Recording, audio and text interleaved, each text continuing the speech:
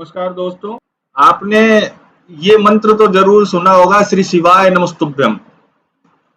एक हमारे भारतीय बहुत ही प्रसिद्ध कथावाचक हैं जो वर्तमान समय में शिव पुराण की कथा का प्रवचन करते हैं और लोगों को बंदर बाट की जैसे इस मंत्र को बांटते हैं, इसकी महिमा बताते हैं।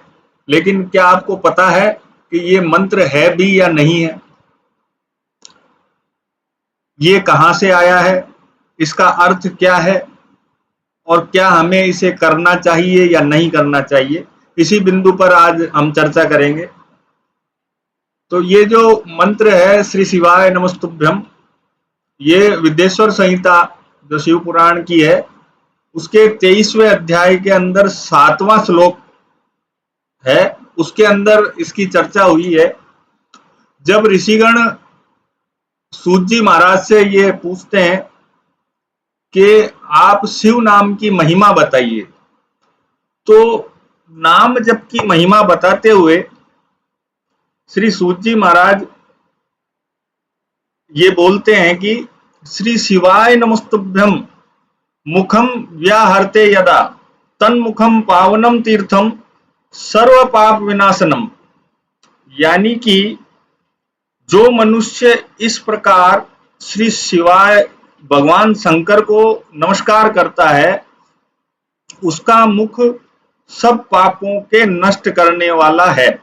यहाँ पर श्री शिव के नाम को लेना, नाम जप करना और शिव को समर्पित रहना, इसकी महिमा बताई गई है। लेकिन जो तथाकथित कथावाचक हैं वे इसको एक मंत्र के रूप में देते हैं। अब इसमें उनकी भी गलती नहीं है, क्योंकि वर्तमान समय में शास्त्रों के आदेशों की पालना करना, विद्वान लोगों को, संतों को सुनना, उनके उपदेशों को अपने जीवन में ग्रहण करना गौण हो गया है। इन सभी को कथावाचकों ने पथभ्रष्ट कर रखा है। मनगढ़ंत कहानियां, मनगढ़ंत किस्से सुनाते हैं, मनगढ़ंत किताबों का गठन कर देते हैं। ये जो कथावाचक हैं इनने तो जाने कितनी प्रकार की शिव पुराण की चर्चा कर दी है।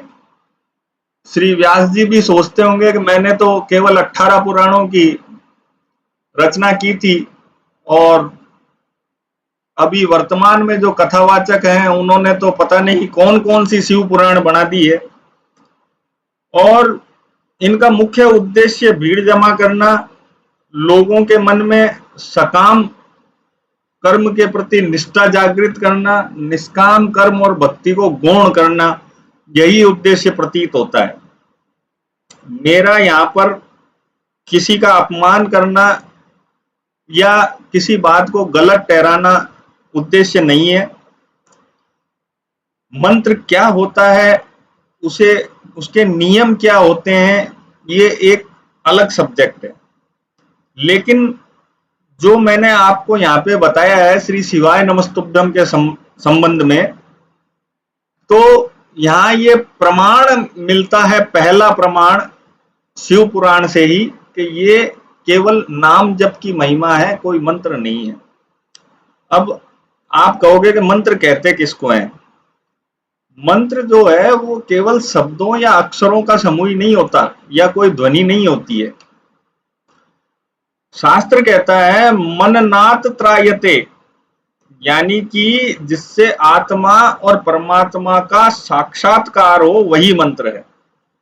मन्यते विचार्यते आत्मदेशोयन, जिसके द्वारा आत्मा के अंतरात्मा, मतलब आत्मा का मतलब अंतरात्मा, जिसके द्वारा आत्मा के आदेश पर विचार किया जाए उसे मंत्र कहते हैं।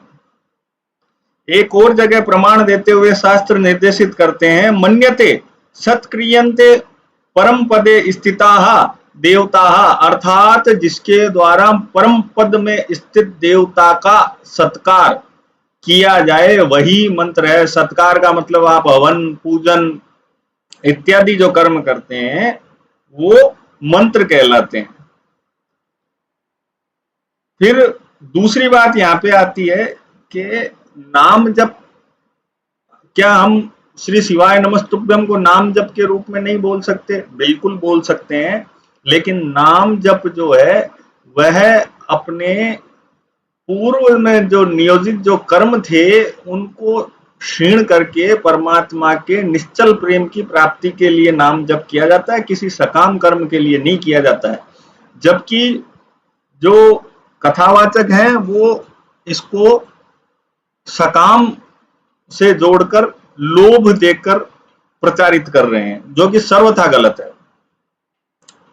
नाम जप में आगम ग्रंथों के अंदर जरूर प्रमाण मिलता है कि नाम जप आप या तो सीधा ही लें, जैसे राम, कृष्ण, शिव, महादेव, इस प्रकार आप नाम जप कर सकते हैं, ये शास्त्रों के निर्देश हैं।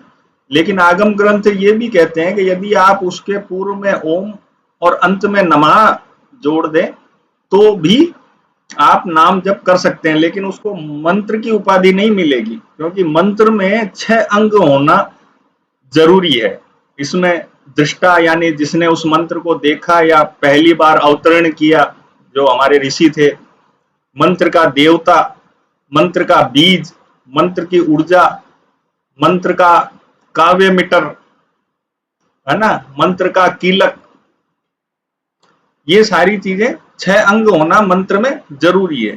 तो श्री शिवाय नमस्तुभ्यम आप किसी भी काम्य अवस्था को प्राप्त करके ना जपें, ये कोई मंत्र नहीं है, किसी प्रकार का मंत्र नहीं है, केवल एक निर्देश है कि आप नाम जप करें शिव का तो आपका कल्याण होगा।